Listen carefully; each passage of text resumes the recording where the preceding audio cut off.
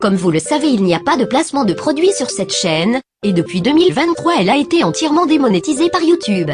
Son existence est donc uniquement financée par vos dons, alors pour ceux qui le peuvent et qui le veulent, la page Tipeee est en description. Merci pour votre soutien et bon visionnage. Le 14 octobre 2022, Lola Davia est morte. Elle avait 12 ans quand elle a été violée puis assassinée par Dabia Benkired, une Algérienne de 24 ans, qui n'avait pas respecté son obligation de quitter le territoire français. À l'époque j'avais fait une longue vidéo à ce sujet, qui a été interdite aux moins de 18 ans puis censurée par YouTube dès sa mise en ligne, et que donc quasiment personne n'a vue.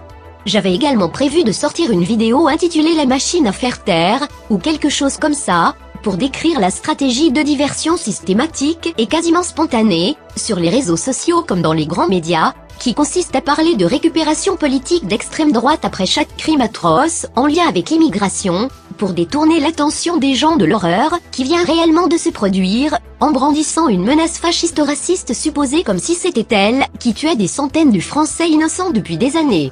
Je voulais y décrire les mécanismes que j'ai vus à l'œuvre pour tenter de réduire au silence toute parole dérangeante. Cela va du terrorisme intellectuel, qui consiste à directement qualifier les gens de nazis en appelant leur employeur pour essayer de les faire virer, au harcèlement de masse sur les réseaux sociaux, en passant par les petites insinuations pseudo-bienveillantes, façon chantage amical, de type « Oulala, je te pensais pas comme ça, alors toi aussi tu fais des amalgames ?»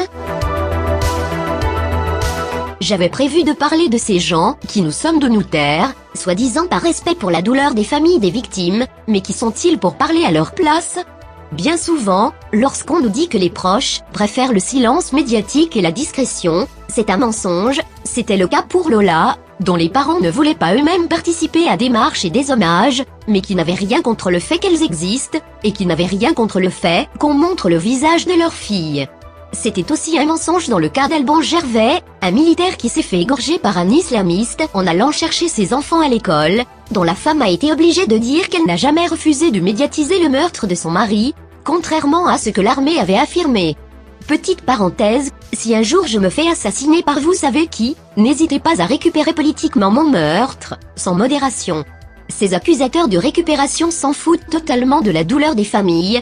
Contrairement à ce qu'ils prétendent, ils cherchent simplement à réduire au silence leurs adversaires politiques, à nous empêcher de montrer le visage de nos morts, et encore plus le visage de nos bourreaux. Ils veulent à tout prix glisser sous le tapis tout ce qui contredit leur idéologie mortifère du vivre ensemble, et ils osent appeler cela de la pudeur et de la décence. C'est tellement à vomir quand on y pense. Il faut voir ce que s'est ramassé la dessinatrice Laurel, traitée de tous les noms sur Twitter, alors qu'elle n'avait fait que publier un dessin en hommage à la petite Lola sous un tweet de Macron, dessin qui a d'ailleurs été repris par la famille lors des obsèques de la petite. Laurel avait notamment été la cible d'une autre dessinatrice qui s'appelle Moufette, qui lui avait reproché de s'émouvoir de la mort de Lola, mais pas des bavures policières, comme si c'était comparable, et qui s'était moqué d'elle car elle avait avoué prendre des médicaments à cause du harcèlement qu'elle subissait, rajoutant ainsi du harcèlement au harcèlement, et mettant clairement la santé de Laurel en danger. Dès lors que vous déviez de ce qu'ils considèrent comme le droit chemin, les gauchistes se montrent d'une cruauté impitoyable, qui révèle leur nature profondément sadique, à des années-lumière de la tolérance et de l'humanisme dont ils se targuent pourtant à longueur de journée. J'avais prévu d'analyser la psychologie perverse de cette mécanique dégueulasse de mise à mort sociale, mais face à la censure rencontrée pour ma première vidéo sur Lola, j'avais abandonné l'écriture de la seconde vidéo. Il est difficile de se battre à la fois contre Twitter, contre le service public et contre YouTube. Je dois avouer que parfois, quand tout est contre nous, c'est le découragement qui l'emporte.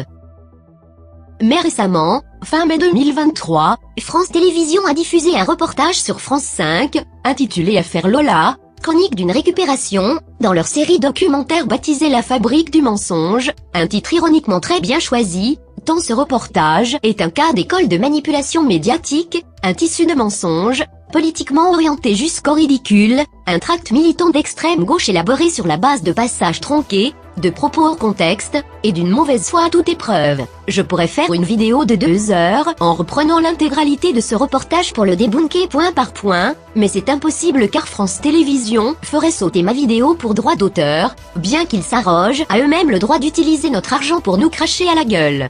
Un thread Twitter que je vous mettrai en description de cette vidéo compile certaines contre-vérités et arguments biaisés qui sont affirmés dans ce reportage, mais pour ne donner que quelques exemples, France 5 n'a choisi comme intervenant que des gens très engagés à gauche, comme un journaliste de Street Press, ou le démographe Hervé Lebras dont le cheval de bataille est la négation du grand remplacement, et même lorsqu'ils prétendent donner la parole à un soi-disant ami de la famille, ils ne précisent jamais qu'il s'agit d'un ex-député socialiste.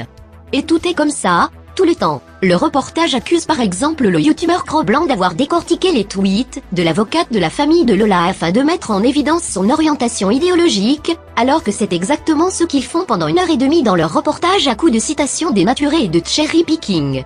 Quand la droite enquête sur la gauche, c'est de la paranoïa et du complotisme, quand la gauche enquête sur la droite, c'est du fact-checking et de la zététique, vous comprenez. Eux, ils éveillent les consciences, ils lancent des alertes. Nous récupérons, nous attisons la haine. Ils sont des humanistes, et nous sommes des ordures, en toutes circonstances, et je crois que c'est ça le pire de tout, le déni d'humanité.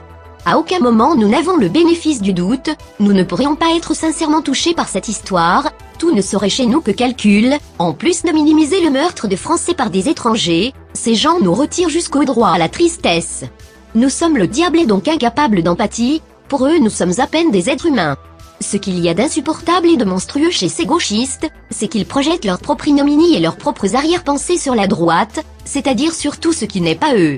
Ils ne se contentent plus de revendiquer le fameux monopole du cœur, selon la formule de Giscard à Mitterrand, ils affirment sans la moindre honte que nous nous réjouissons des affaires, comme celle de Lola car cela servirait notre agenda politique, alors qu'eux se jettent littéralement comme des vautours affamés sur la moindre bavure policière, qui se produit de l'autre côté de l'Atlantique, et qu'ils ont eux-mêmes avoué être dégoûtés, ne l'oublions pas, lorsqu'ils ont appris que l'homme qui avait tué des militaires d'origine maghrébine et des enfants juifs en 2012 n'était pas un nazi, mais s'appelait Mohamed Merah. En définitive, ce reportage n'est qu'une misérable tentative de damage control, qui rappelle la manière dont les médias soviétiques ont tenté de camoufler la catastrophe industrielle de Tchernobyl à l'époque de l'URSS. La télévision officielle ne supporte pas qu'une indignation et un sursaut populaire aient eu lieu après cet énième et horrible meurtre directement lié à notre laxisme migratoire, alors elle sort l'artillerie lourde de la désinformation du service public. Mais pour finir sur une note plus positive, on pourra noter que leur démarche est assez contre-productive. La chaîne France 5 a réalisé une faible audience avec ce reportage, qui est tellement biaisé qu'il n'a convaincu que 4 ou 5 boomers qui n'étaient pas devant les enquêtes de morse ce soir-là.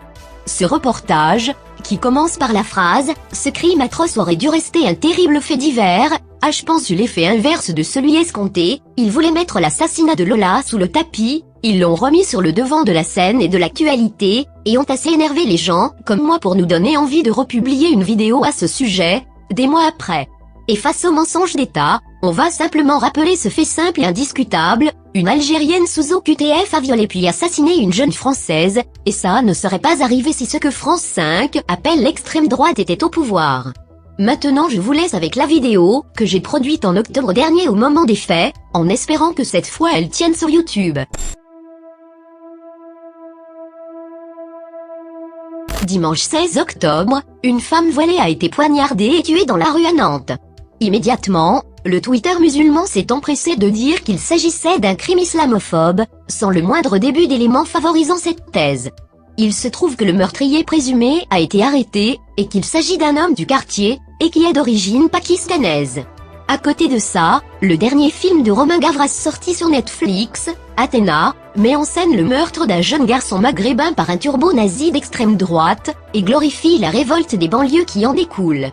Je trouve que tout cela représente une bonne introduction à ce qui va suivre. Pendant que les arabo-musulmans et le cinéma français s'inventent des crimes racistes imaginaires, nos enfants se font réellement tuer par des clandestins en provenance d'Afrique du Nord. Vendredi 14 octobre, 2 ans après la décapitation de Samuel Paty, quasiment jour pour jour, le corps de la petite Lola, 12 ans, a été retrouvé dans une valise à Paris. Elle aurait été violée, torturée, assassinée puis mutilée par Damia B, une femme maghrébine de 24 ans sous obligation de quitter le territoire français. Celle-ci aurait agi grâce à l'aide de complices. Tous les suspects de cette affaire sont d'origine algérienne, et sont nés en Algérie. Je ne sais pas par où commencer, je ne sais plus. Il devient difficile de se contenir. J'ai perdu mon compte Twitter en réagissant à ce qui est arrivé à Lola. Ayez conscience que ce que je vais dire dans cette vidéo est bien en dessous de ma pensée sincère, car je ne veux pas être privé de mon outil d'expression, ni aller en garde à vue. Mais bon sang que c'est difficile. Que ce soit dans le cadre d'un viol sordide, d'un attentat, d'agression quotidienne pour une cigarette, pour un mauvais regard, que ce soit dans la rue, chez eux ou dans une salle de concert, absolument partout et tout le temps, il semble que le destin des Français soit de se faire massacrer par des Africains. Comment pouvons-nous arrêter ça? Commençons par Emmanuel Macron, le président de la République, qui à l'heure où j'écris ces lignes, n'a pas encore eu un seul mot pour Lola martyrisée par des Algériens. En revanche, il a trouvé le temps de publier un tweet de soutien au FLN, en rendant hommage aux combattants algériens qui étaient en guerre contre la France, sur un événement datant de plus de 60 ans. Une Algérienne vient d'égorger une Française, et Emmanuel Macron non seulement ne lui rend pas hommage, mais il choisit de rendre hommage aux Algériens qui égorgeaient déjà des Français à l'époque. Quel symbole, quelle indécence incroyable! D'ailleurs la guerre d'Algérie ne s'est en réalité jamais arrêtée, énormément d'Algériens conservent une détestation à l'égard de la France et des Français, une aversion qui se matérialise dans des agressions quotidiennes plus ou moins violentes, et dont Lola est en réalité la dernière victime. Sur la tête de ma mère, je vais ta mère, petite pute de ta France de merde, toi ta France toute pétée. Allez vas-y. Bande de connard. La France, elle en prend plein. Plus la merde. Elle en prend plein pour la France. Plus la merde, votre Bah alors pétée. pourquoi tu vas pas ailleurs? Parce que je reste ici, je squatte votre bouffe, je squatte votre staff, je squatte tout ici, mais c'est une France de merde pétée. Allez, Vous restez au bled, sur le camp, je reste au bled, vieille France pétée. Avec la police au bled c'est pas pareil. Au bled, ils vont vous a niqué, on vous a viré, bande de salopards de mes fesses, on vous a niqué vos mères. Macron a même pris la peine de féliciter Karim Benzema pour son ballon d'or, et il a aussi fêté le centenaire de la construction de la Grande Mosquée de Paris. À ce niveau-là, c'est de la provocation. Je ne vois pas d'autre explication. Pour moi, ça relève de la haute trahison, en plus de révéler une perversité manifeste. Je n'ai même plus les mots face à ce comportement. Et même si j'arrivais à les trouver, ils seraient sûrement illégaux. Tout ceci est irrespirable. On a bien sûr droit aux accusations habituelles de récupération politique, que ce soit de la part d'un journaliste de Libération, d'un youtubeur débile léger, jusqu'au ministre de l'Intérieur lui-même, en passant par Pascal Clark et évidemment Sandrine Rousseau, cette négationniste, qui ose affirmer que les crimes motivés par la détestation des Français n'existent pas, car on n'aurait pas le droit de ramener les criminels à leur origine ethnique, nationale ou religieuse. On pourrait utiliser le même argument pour expliquer qu'on ne peut pas non plus ramener un meurtrier à son sexe, et donc que le féminicide n'existe pas. Mais la discussion rationnelle n'a aucun sens avec ces gens-là, car ce sont des malades mentaux. Ce sont les mêmes qui s'indignaient que l'on montre les photos de l'attentat du Bataclan, comme de tous les autres attentats islamistes d'ailleurs, mais qui eux n'hésitent pas à utiliser la photo d'un enfant mort noyé pour défendre leurs idées politiques. Pour ne prendre qu'un exemple, regardez Émeric Caron critiquer ce qu'il appelle les récupérateurs de malheur au sujet de Lola, puis regardez-le il y a quelques mois face à Zemmour, au sujet du petit Elan. On se rappelle tous de cette photo, Elan. Vous connaissez c'est quoi votre cette aventure photographie qui a fait le tour du monde. Aylan, 3 ans, échoué sur une plage de Turquie en 2015. Ouais. Son frère qui est mort avec lui dans le naufrage. Sa mère également. C'est une famille qui fuyait la Syrie, qui fuyait l'État islamique. Qu'est-ce qu'elle vous inspire, cette photo ? De la même façon, on nous a passé en boucle pendant des mois les images d'un homme noir en train de suffoquer, pour nous dire que c'est toute la société qui devait changer, mais on ne devrait pas politiser l'horreur qu'a vécu Lola pendant les dernières heures de sa vie. Mais allez vous faire enculer. Le crime lui-même est déjà ignoble, mais en plus il tente de nous imposer une chape de plomb pour nous empêcher de nous révolter. La vérité est que ces gens n'ont aucune valeur morale, ils n'en ont simplement rien à foutre des Français victimes de l'immigration. Ils nous accusent d'être sans cœur, pour cacher leur propre indifférence, ils nous reprochent de faire de la récupération politique précisément parce que ce sont eux qui le font chaque jour de chaque semaine de chaque mois de chaque année de leur putain de vie. Je les méprise tellement, mais tellement. Marion. Je ne crois pas d'ailleurs que, en l'occurrence, ceux qui accusent de récupération attendent un délai. Je crois que ce qu'ils veulent, c'est le silence, tout simplement, et qu'on ne parle pas de cette affaire. Je crois pas avoir souvenir d'avoir vu un délai quand le drame de la mort de ce petit Aylan, le cadavre sur la plage, qui a été montré de manière outrancière dans la plupart des journaux de gauche pour culpabiliser les Français et leur faire dire qu'ils devaient accepter l'immigration de masse, y compris l'immigration clandestine. Je n'ai pas entendu à ce moment-là parler de délai. J'ai pas entendu parler de délai quand on a vu en boucle la vidéo de George Floyd qui a été asphyxié par ce policier et qui a été immédiatement récupéré par l'ensemble de la presse de gauche pour expliquer qu'il y avait un racisme systémique. Donc je pense qu'il y a des indignations sélectives, de une. De deux, une fois de plus, je crois qu'il est que au-delà de ce cas particulier, de ce drame, la mort de Lola, elle nous concerne tous. Voilà, c'est pas un fait divers, c'est pas un cas particulier, c'est un phénomène de société, et c'est quelque chose qui nous menace tous aujourd'hui dans notre intégrité. Alors je vous le dis, pardon, je vais être un peu ferme, mais à combien de litres de sang il faut pour qu'on ait le droit de parler en fait ? À quel moment on va avoir le droit de poser les responsabilités alors que je vais pas vous faire la litanie, mais Lola, c'est pas un cas isolé. C'est le dernier drame d'une longue série. On peut rappeler les 86 personnes qui sont mortes sur la promenade des Anglais le 14 juillet du fait d'un clandestin. On peut parler des 3 personnes qui ont été égorgées dans la basilique à Nice. On peut parler, il y a déjà 20 ans de cela, je ne sais pas si vous vous souvenez de ce jeune Romain de 14 ans qui avait été tué à coups de hachette par un immigré clandestin. On peut parler du viol de cette femme à Nantes par 3 clandestins soudanais. On peut parler de cette femme de 69 ans qui a été violée par 2 Algériens clandestins. Ne m'oubliez pas dans vos... Je la laisse finir. Je vous dis ça parce que je pourrais vous en citer des dizaines et des dizaines comme cela. Donc à un moment donné, je vous le dis, à partir de combien de litres de sang on a le droit de parler, de s'indigner et de demander des réponses. D'ailleurs, 24 heures plus tôt, la même Sandrine Rousseau partageait une photo avec l'inscription « Ici on noie les Algériens ». On a donc le droit de parler de nationalité criminelle, tant que le criminel est français et que la victime est algérienne. Mais une petite Française massacrée par des Algériens, Sandrine ne veut pas en entendre parler. D'ailleurs, le crime atroce dont a été victime Lola dérange la gauche sous bien des aspects. Lola, c'est une petite Française assassinée par une Algérienne. Lola, c'est aussi une gamine violée par une femme, et non par un homme. Lola, c'est la preuve que le racisme anti-blanc existe, que la féminité toxique existe, que l'homme blanc n'est pas le seul et unique profil dont il faudrait se méfier, en toutes circonstances. L'histoire de Lola est une synthèse, c'est l'antinarratif gauchiste par excellence.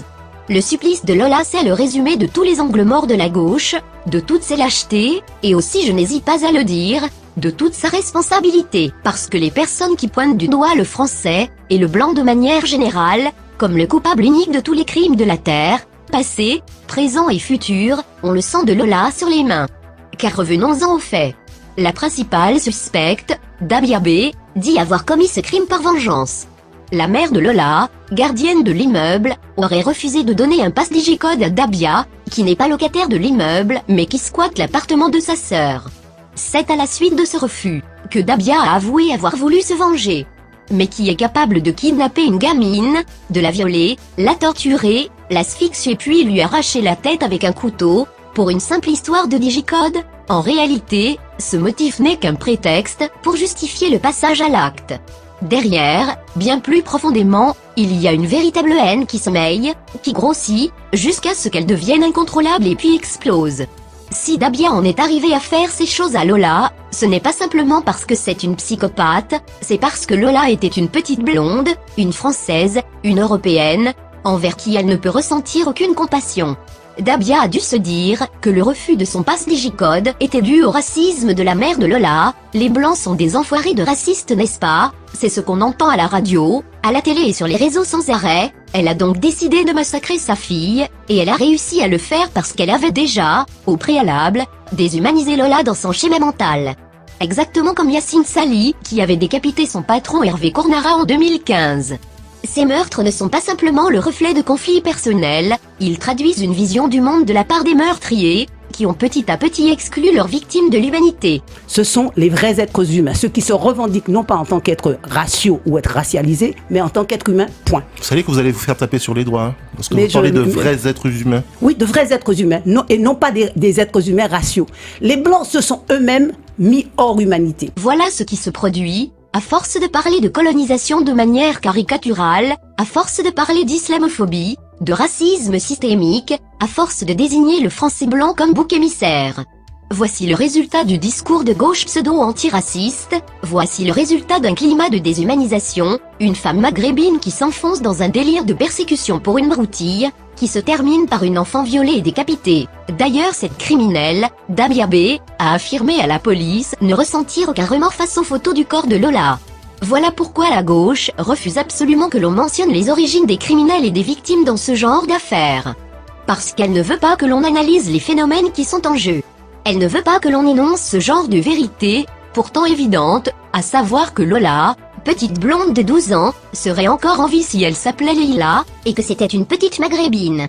De la même façon que les terroristes du Bataclan ont épargné un jeune homme, parce qu'il était typé, parce qu'il avait un visage qui le ressemblait. Il faut le dire, le répéter sans cesse, ce crime est un crime racial. Ces crimes sont des crimes raciaux, ce ne sont pas des faits divers. Et la gauche en est complice, à tous les niveaux. Matériellement, déjà, car Saïd Dabiabé était sous le coup d'une obligation de quitter le territoire, et que les clandestins sont aidés à rester en France grâce à ceux qui militent contre leur expulsion. Et complice intellectuellement, surtout, car toute l'idéologie gauchiste consistant à pointer du doigt le blanc sans arrêt, a pour conséquence d'armer moralement et philosophiquement ces populations, de nourrir leurs ressentiments, facilitant ainsi leur passage à l'acte, avec les conséquences dramatiques qui s'ensuivent. Oui, il faut parler des origines des criminels, comme des origines des victimes, sans quoi on passe à côté de ces mécanismes mentaux, et c'est exactement ce que veulent ces journalistes et politiciens, qui exigent de nous que nous la fermions. Ils veulent littéralement maintenir une omerta sur ce sujet, qui les place face à des contradictions intenables. Toujours aucune réaction de Clémentine Autain ou Jean-Luc Mélenchon évidemment. Imaginez une seule seconde qu'une gamine maghrébine ait été violée, torturée et tuée par des Français de souche, ces gens me dégoûtent à un point qu'il est difficile de décrire. Et que dire de la droite patriote antiraciste, Zora Bitane par exemple, dont la première réaction à ce crime a été de nous mettre en garde contre les amalgames, avec un petit smiley qui rougit. Ces Français d'origine maghrébine censés être hyper assimilés, qui fascinent le camp national, et dont on nous dit qu'ils sont plus français que les Français eux-mêmes, mais qui utilisent un putain de smiley de merde moins de 48 heures après une horreur pareille. Bien sûr que les origines entrent en ligne de compte. D'abord parce que toutes les cultures ne se valent pas, et que des différences de mentalité et donc de comportement existent évidemment entre les occidentaux et ceux qui arrivent de pays arriérés, aux traditions patriarcales violentes par exemple, ou encore des endroits du monde où les habitants croient dur comme fer à la sorcellerie. Et même l'argument de dire c'est juste une folle ne tient pas, car on sait que les désordres mentaux, les psychoses en tout genre, sont favorisés par un taux de consanguinité important, et on sait très bien que cette consanguinité est plus forte dans certaines zones de la planète que dans d'autres. Ce sont tous ces tabous qu'il faut faire voler en éclats. Parce qu'il en va de la survie de nos enfants. Le meurtre de Lola a d'abord été relié au trafic d'organes, car la tueuse présumée, Dabiabé, a évoqué cela lors de sa détention provisoire. La petite a d'ailleurs des chiffres inscrits sur la plante des pieds, et le corps a semble-t-il été déplacé vers Bois-Colombes dans le 92 avant d'être ramené sur les lieux du crime. Bref, Dabiabé a aussi parlé de rêves et de fantômes dans son témoignage, en plus de l'histoire de vengeance. Tout ceci me met dans une colère froide. Nous sommes une civilisation, avec des siècles d'avancées scientifiques et artistiques derrière nous, et devant nous. Nous avons accompli des choses uniques, précieuses. On devrait parler de physique quantique, d'exploration spatiale, de progrès médical, et on se retrouve à devoir supporter des populations qui mettent un foulard sur le corps des femmes, qui croient aux esprits, qui boivent de la pisse de chameau, qui se torchent le cul avec les mains et qui boivent le sang de nos gamines après les avoir violées et découpées. Mais quel cauchemar! Sur Twitter et ailleurs, j'ai vu des gens affirmer que c'était le francocide de trop. Comme si le meurtre de Lola avait fait atteindre au peuple français un stade d'exaspération et de colère tel qu'il ne redescendrait plus. Je ne vais pas vous mentir, je sais que ce que je vais dire est dur à entendre, mais je pense que tout le monde aura oublié Lola dans 2 semaines. Quand je dis tout le monde, je ne parle évidemment pas de nous, qui sommes éclairés sur ces questions, conscients de la situation, je parle des Français, de l'opinion publique. Vous savez, je suis sensible à ces sujets depuis de nombreuses années maintenant. Lorsqu'il ne s'agissait que de délinquance, d'insécurité, je mets tout ça entre guillemets, nous étions peu nombreux à alerter. Personnellement, j'ai grandi près d'une cité, entourée de diversité, j'ai compris très tôt les raisons et l'intensité de leur agressivité envers nous, la haine viscérale qu'ils nous vouaient, et je savais que la situation allait s'aggraver. Et quand je criais dans le désert, je me disais que la majorité des Français commenceraient à comprendre au moment où ils allaient se faire tirer dessus. Puis il y a eu Mohamed Merah, et rien ne s'est passé. Il y a eu Charlie Hebdo, et rien ne s'est passé. Il y a eu Aurélie Châtelain, tuée dans sa voiture, il y a eu le Bataclan, il y a eu ce couple de policiers égorgés devant leur enfant dans leur maison, il y a eu ce prêtre égorgé dans son église, il y a eu Nice, des enfants écrasés et broyés sous un camion, il y a eu tous ces morts au marché de Noël de Strasbourg, à la préfecture de police de Paris, à Romans-sur-Isère, il y a eu Stéphanie, Montfermé à Rambouillet, il y a eu un professeur décapité, il y en a eu tellement qu'il faudrait une vidéo de 2 heures, ne serait-ce que pour les lister, et pourtant rien ne s'est passé. Vous allez encore me dire en commentaire, Lapin j'adore tes vidéos mais ça me déprime trop, et je vous comprends. Vous savez quoi? Moi aussi ça me fait déprimer, c'est d'ailleurs aussi pour ça que je fais ces vidéos, parce que je me dis que quitte à être pessimiste, autant le faire ensemble, afin de se sentir moins seul. Je dois admettre que je ne sais plus quoi dire, plus quoi faire. J'ai mal au ventre chaque fois que je vois son visage. Lorsque j'ai pris connaissance du calvaire de Lola, j'ai ressenti une fatigue mentale accablante, et une impuissance terrible. J'ai serré mon enfant dans mes bras, et j'ai pleuré en pensant à cette gamine, en priant pour que cela n'arrive jamais à ma famille. Croyez-moi, les vidéos que je fais depuis des années m'ont usé aussi, à la longue. Je n'en peux plus de vivre avec ces gens, et je sais qu'on est nombreux dans ce cas. On n'en peut plus. J'aimerais croire que c'est le crime de trop, que Lola sera une étincelle qui va enfin allumer la flamme nécessaire à la survie du peuple français, du vrai peuple français, celui qui pleure Lola, justement, pas celui qui se réjouit pour Benzema. Ma haine est incommensurable, insondable, et je souhaiterais qu'elle s'étende à tous mes compatriotes. Mais je perds espoir. J'aime me dire que tout est encore possible, que tout ne fait que commencer. Le problème, c'est que tout ne fait que recommencer, encore, et encore, et encore. Je ne sais pas comment terminer cette vidéo, alors je vous dis à bientôt, prenez soin de vous, et bon courage à tous.